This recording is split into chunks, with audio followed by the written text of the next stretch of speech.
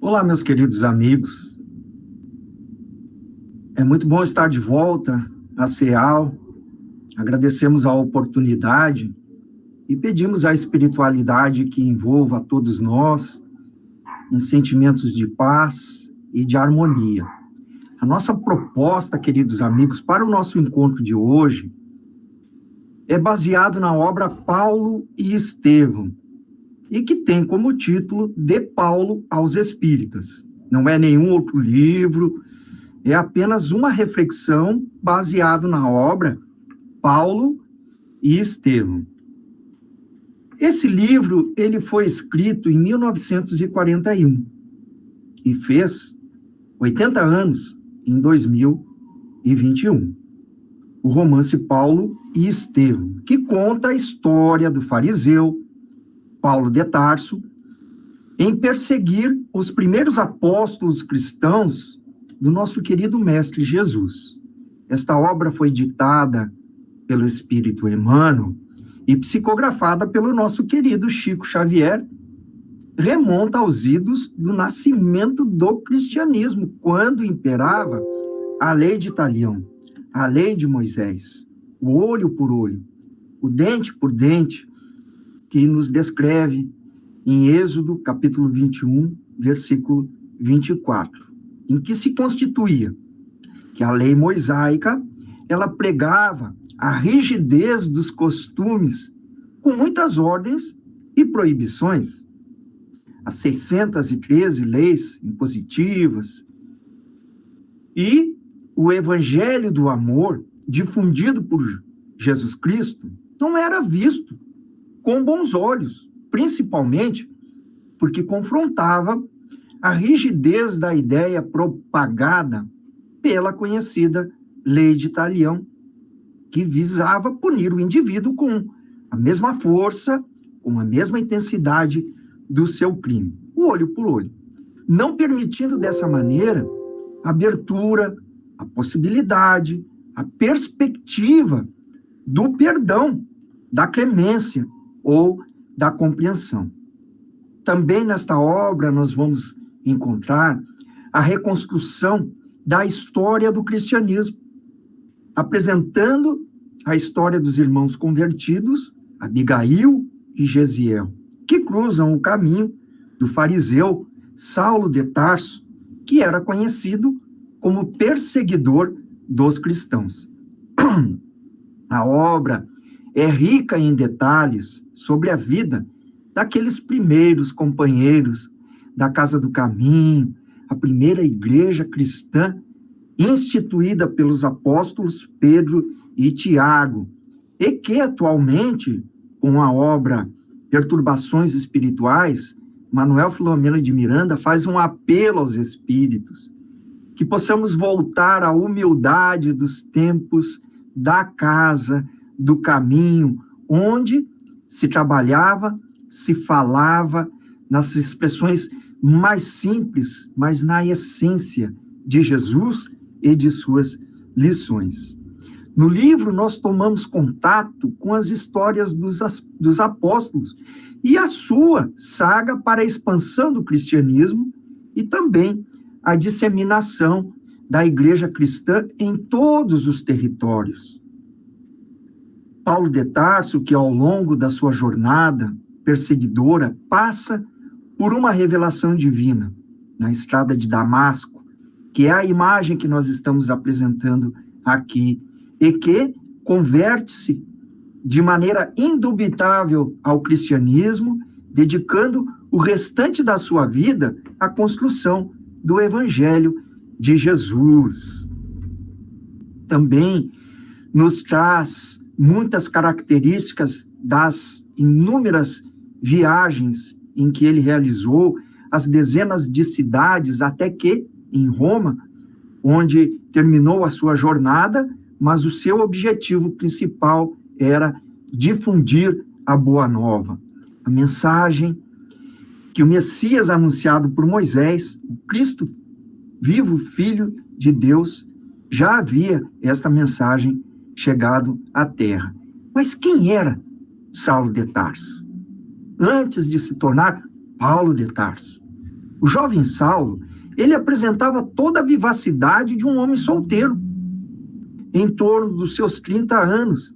A fisionomia cheia de virilidade e máscula beleza, os traços muito bem caracterizados da raça israelita, fixavam-se particularmente nos olhos profundos e percussientes, próprios dos temperamentos dos homens daquela época, principalmente aqueles que eram apaixonados e indomáveis, no rigor também da própria lei mosaica.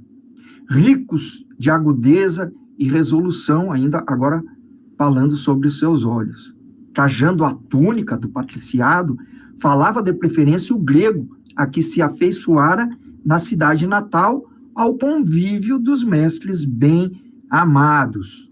Ele era judeu, nascido em Tarso, daí o nome, Saulo de Tarso, e educado pelos mais importantes rabinos da sua época. E quando chegou a ele as afirmações de um judeu chamado Jesus, de um nazareno chamado Jesus e dos seus discípulos, ele reagiu como era de se esperar entre os membros da sua raça e do Sinédrio, veementemente contra essas informações que chegavam. O primeiro registro na Vulgata da sua atuação aparece lá no relato da execução de Estevão, um pregador da mensagem do Cristo, poucos anos após a morte de Jesus. Ele apoiou e participou da morte de Estevão, acreditando sinceramente que esse homem fosse um inimigo de Deus e do povo do Senhor. E vai encontrar lá na estrada de Damasco, que nós vamos ver mais adiante, ele entendeu a extensão do erro que houvera cometido, e a resposta de Jesus nos faz vibrar as fibras mais íntimas até hoje. Ele continuou a sua campanha contra a nova religião, conhecida mais tarde como cristianismo, pois entendia, por assim dizer, que como judeu fiel, que a perseguição dos cristãos era o seu dever, e não mediu esforço para que cumprisse esse papel. Ameaçava, prendia, testemunhava contra os seguidores de Jesus, e foi com esse intuito que viajou quase 250 quilômetros de Jerusalém a Damasco. Aqui nós precisamos fazer uma correlação com os tempos atuais. O que são 250 quilômetros para nós hoje? De automóvel ou de ônibus? E o que era 250 quilômetros, naquela época, montado no lombo de um cavalo? Era completamente diferente, né? Sem a possibilidade de fecharmos o vidro do carro, na intempérie, no pó do deserto. Então, ele viajou 250 quilômetros para levar a carta de prisão de Ananias, que era uma autorização dos principais líderes dos judeus para que o prendesse e o reconduzisse a Jerusalém. Então, nós vamos abordar no nosso encontro de hoje 10 lições desta obra. Mas são só 10 lições? Não, tem muito mais. Mas nós vamos abordar 10 lições que nós chamamos de Paulo aos espíritas. A primeira delas, a lição da humildade, que ocorreu na estrada de Damasco, no encontro de Saulo com Jesus, em que ele se dera conta do equívoco que vinha incorrendo até então. E ele, naquela estrada de 250 quilômetros, no lombo de um cavalo, ele teve bastante tempo para pensar, meditar, analisar, e percebeu, já ali sendo envolvido pelos espíritos benévolos, prepostos de Jesus, para o encontro com Jesus, a sua chegada a Damasco. Então ele percebe que Jesus o havia chamado em diversas outras situações. Numa delas, nas palavras lúcidas e firmes da fé do pregador, Estevão, Gesiel, que trocou de nome em razão das perseguições, sem o qual nós não teríamos Paulo de Tarso, quando forçado à discussão, em um momento de uma discussão mais acalorada, com destemor, Estevão vai dizer a Saulo: a paz difere da violência, tanto quanto a força do Cristo diverge da vossa. E em outra ocasião, quando, nessa primeira ocasião, Estevão levou um tapa no rosto. E Saulo havia dito para ele: o teu Cristo te ensina a ser esbofeteado? E aí ele traz aquela resposta. Em outra situação, provocado a discussão por Saulo, ele vai dizer também com destemor: Jesus recomenda a seus discípulos que fugissem aos fermentos das discussões e das discórdias. E as palavras, tanto quanto a postura de Estevão, calou fundo na consciência de Saulo, principalmente naquela estrada de Damasco, e também do seu mestre, Gamaliel, que lhe ofertou, depois da conversão, as anotações de Mateus, que ele havia recebido, Gamaliel, de Simão na Casa do Caminho, onde encontrou, e algo que mudou a perspectiva de Gamaliel em relação aos irmãos do caminho, foi que, visitando a Casa do Caminho, Gamaliel encontrou um fariseu renomado que ali estava como albergado da Casa do Caminho. E que ele o reconhecera. Havia adquirido lepra. Gamaliel reconhecera, e sem que os outros percebessem, vai falar com ele. Era chamado Samônio, esse irmão, e ele vai dizer algo que lhe calou profundamente: os nossos, referindo-se ao Sinédrio, aos fariseus, não cuidam dos nossos. Aqui, na Casa do Caminho, eu encontrei amparo e conforto.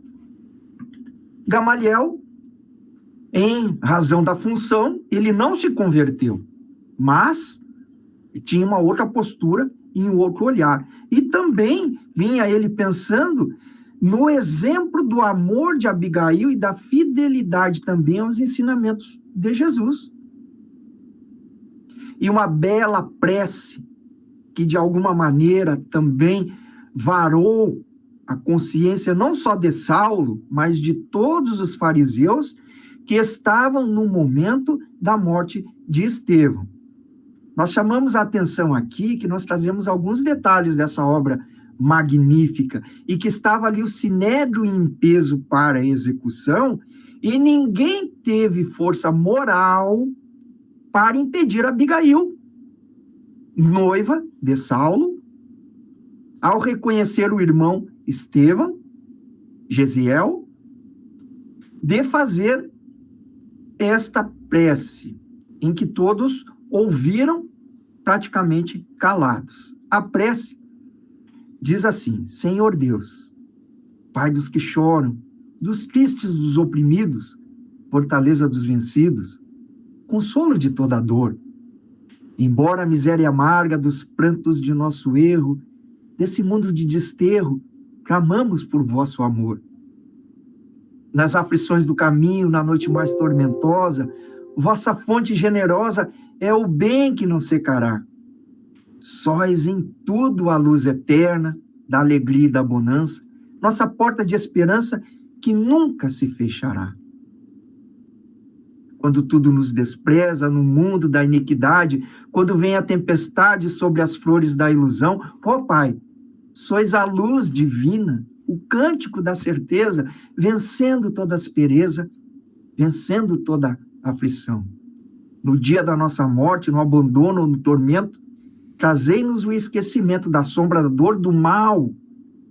Sintamos a luz da vida, renovada e redimida, na paz ditosa e imortal.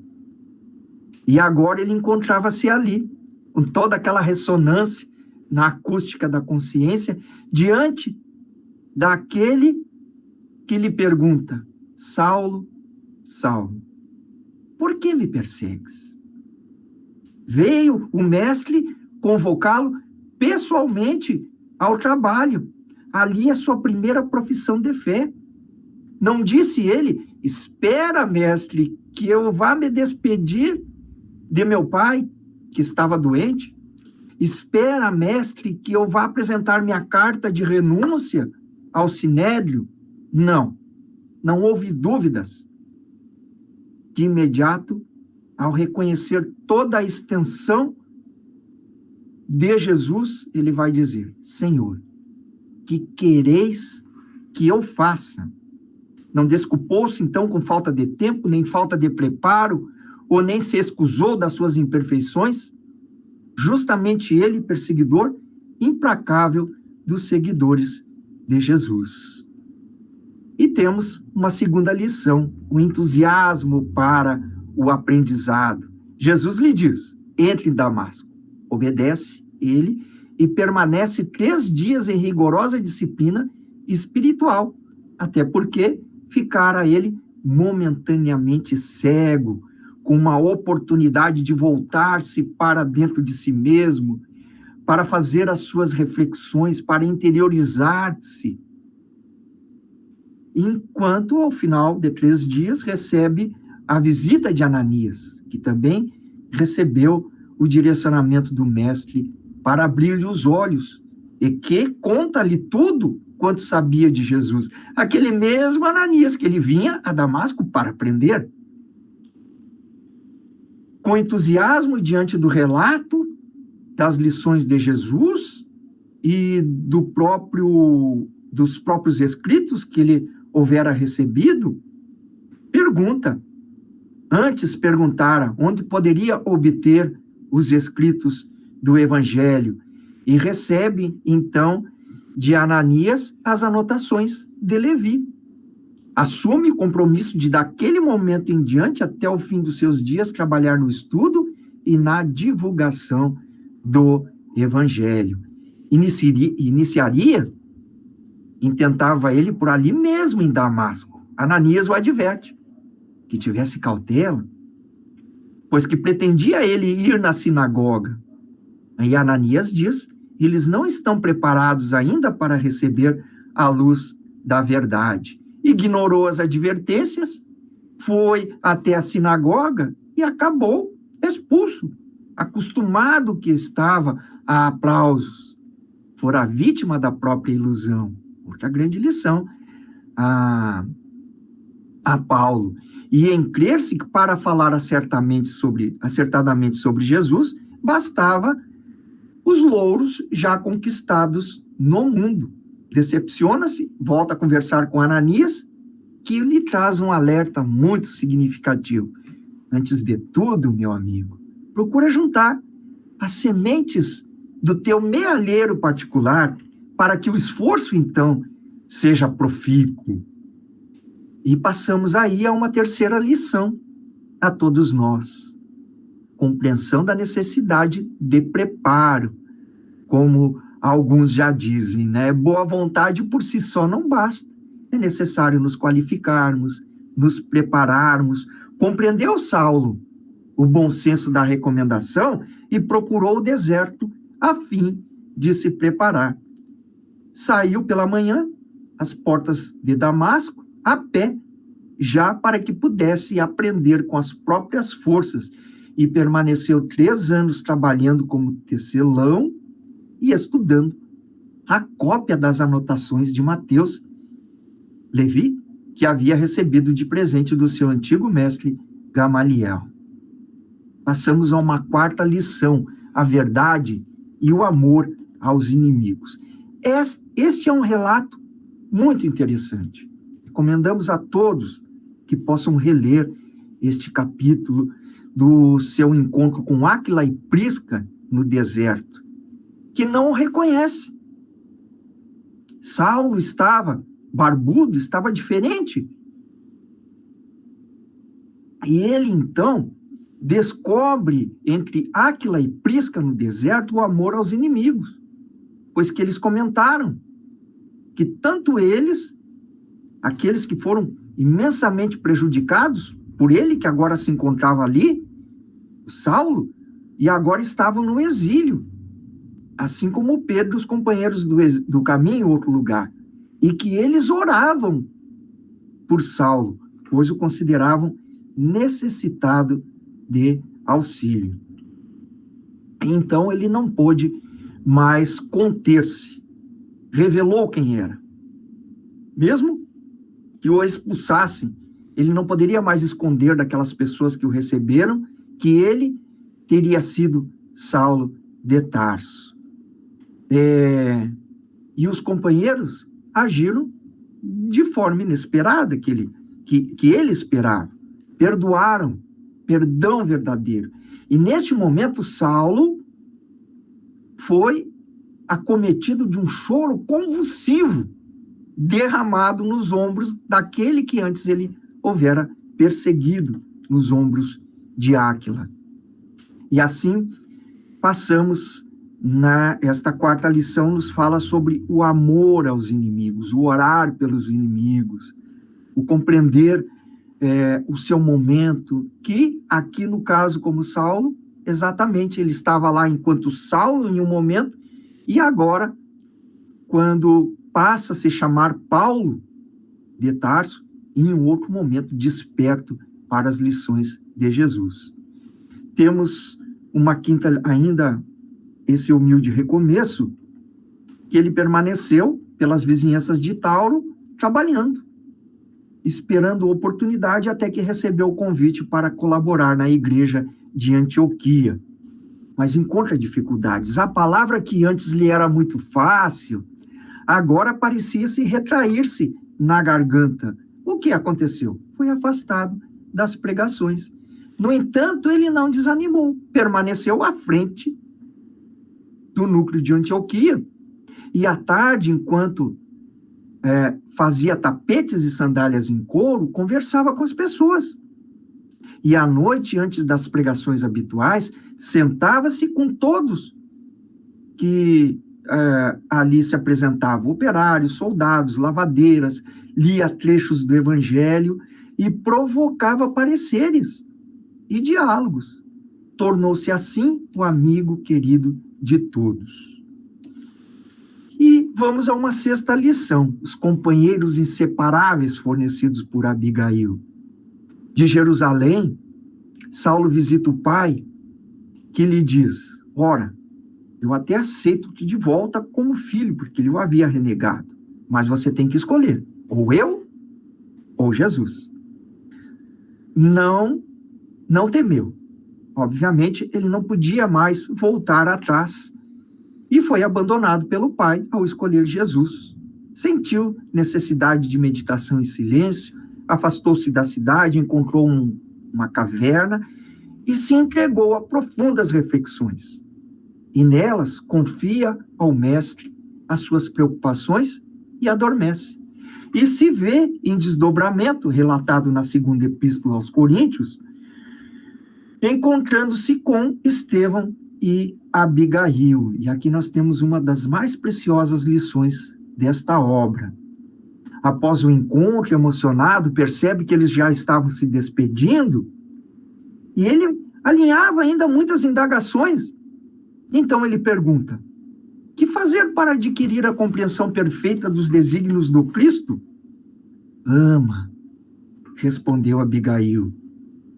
Mas como proceder de modo a enriquecermos na virtude divina? Jesus aconselha o amor aos próprios inimigos. Mas é difícil semelhante realização. Como fazer para que a alma alcance tão elevada expressão de esforço em Jesus? Trabalha, esclareceu Abigail. É necessário realizar a obra do aprimoramento individual. Mas e o desânimo? Como? Que providências adotar contra o desânimo que destrói? Espera. E Paulo considerou que a esperança efetivamente fora sempre a companheira dos seus dias mais ásperos. Mas os homens, a lei de Moisés, o regime das hipocrisias farisaicas, os seguidores do caminho, aproximavam-se novamente das sinagogas, fugiam dos gentios, submetiam-se aos processos da circuncisão de antes, e Abigail, com mais ternura, indicando as despedidas, acentuou: perdoa, ama, espera, trabalha, perdoa. Companheiros inseparáveis. Renascia ele, entendia agora, para uma existência muito diversa.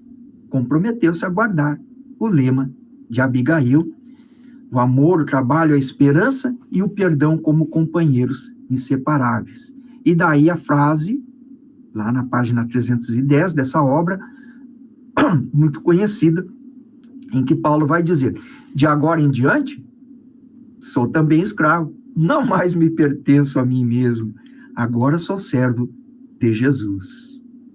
E também a força da prece, uma outra lição a todos nós, que foi na sua segunda viagem a Coríntio, quando ele recebia emissários das regiões mais afastadas, onde havia fundado núcleos cristãos. Todos eles pediam: venha cá, venha aqui, volte à cidade, venha estar conosco. E não havia. Até porque as distâncias eram grandes, como ele estar em todos esses lugares ao mesmo tempo. Sentiu-se aflito e incapaz de atender essas necessidades novamente.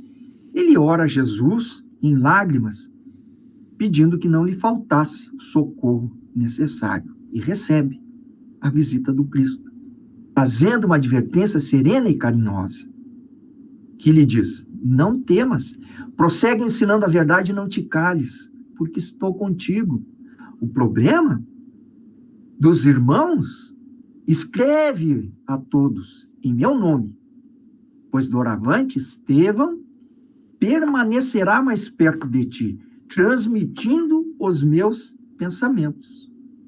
Aqui, meus amigos, é de uma profunda reflexão, pois que as cartas, as epístolas de Paulo, não são de Paulo, são do Cristo, transmitidas por Estevão a Paulo, que foi nas ocasiões em que ele escreveu, médium psicógrafo. E assim começou esse movimento das cartas imortais, cuja essência espiritual provinha da esfera do Cristo, através dessa contribuição amorosa de Estevão. Já na terceira viagem, uma outra lição, começava a planejar a sua visita a Roma, a fim de, como em outras cidades, também estabelecer núcleos. Escreve uma carta para que eles pudessem preparar em Roma a sua chegada. Tudo corria bem, mas chega uma carta de Jerusalém, de Tiago, onde informava que o núcleo de Jerusalém sofria novos ataques por parte do Sinédrio. As torturas e perseguições haviam recrudescido e o próprio Simão havia sido banido da cidade. Qual o motivo da perseguição? O esvaziamento das sinagogas e a Casa do Caminho, cheia de pessoas que procuravam a lição viva de Jesus. Tiago rogava, então, a Paulo que não os abandonasse naquela hora difícil e que voltasse a Jerusalém. Procura um lugar reservado da igreja para meditar. Lembra o passado em que Tiago sempre estava em posição antagônica a ele, não podia odiá-lo, mas não se sentia à vontade para atender a solicitação.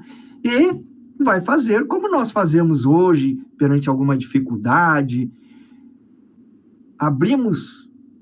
Desenrolamos hoje com outro nome, o Evangelho segundo o Espiritismo. À época, ele desenrolou os pergaminhos ao acaso.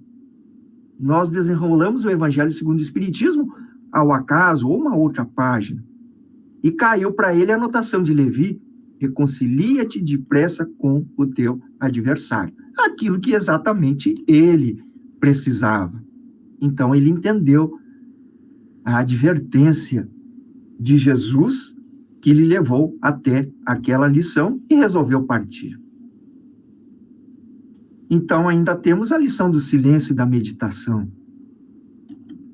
Naquela noite, ao dormir, novamente em desdobramento, sonhou que estava numa estrada e nela Estevão e Abigail. Abigail lhe diz: não te inquietes, Paulo. É preciso ir a Jerusalém para o testemunho imprescindível. E Paulo pensou, então, nos seus projetos, na sua programação para ir a Roma.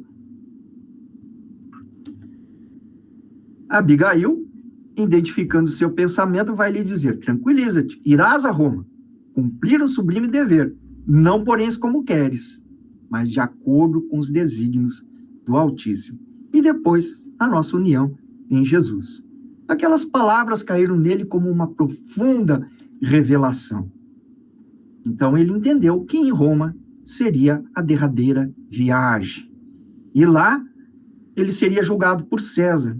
Mas antes de partir, querido que ele era, depois da sua prisão, filas de velhos, jovens e crianças compareceram no embarque ao navio para se despedir. Lucas, emocionado, disse: vou registrar nas minhas anotações como fostes amado por quantos receberam das tuas mãos fraternais o benefício de Jesus. E ele traz novamente o exercício de humildade, a lição da humildade neste momento.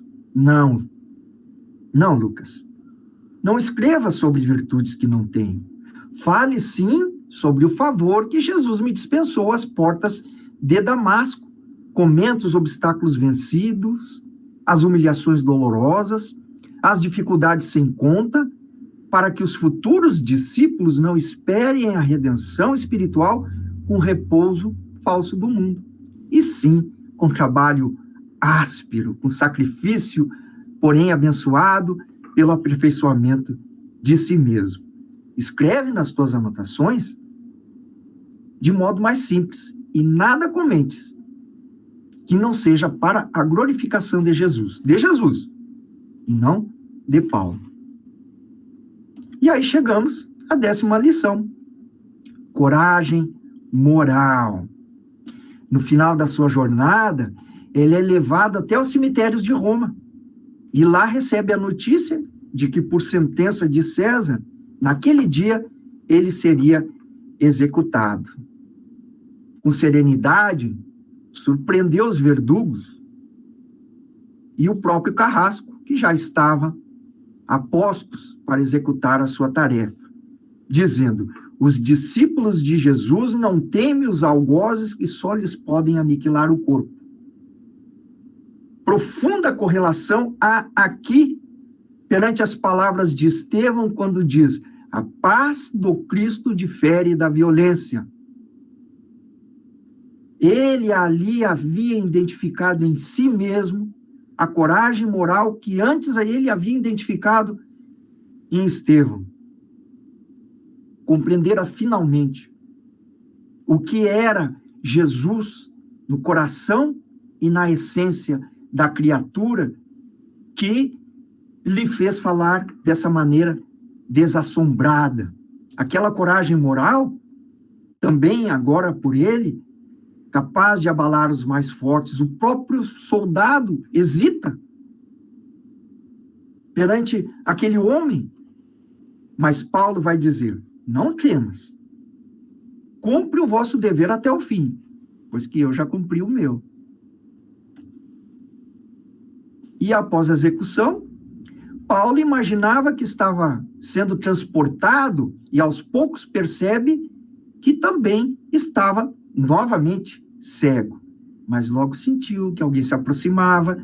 Era Ananias, que vinha novamente lhe abrir os olhos. Não mais os olhos do carro físico, do corpo físico, mas os olhos para a contemplação da vida eterna. E lhe pergunta: qual o primeiro desejo dele agora na nova vida? Intimamente ele lembra de Abigail, mas recorda-se da tarefa em que ele se comprometera e exclama: desejo rever Jerusalém, onde pratiquei tantos males, e ali orar a Jesus para ofertar o meu agradecimento.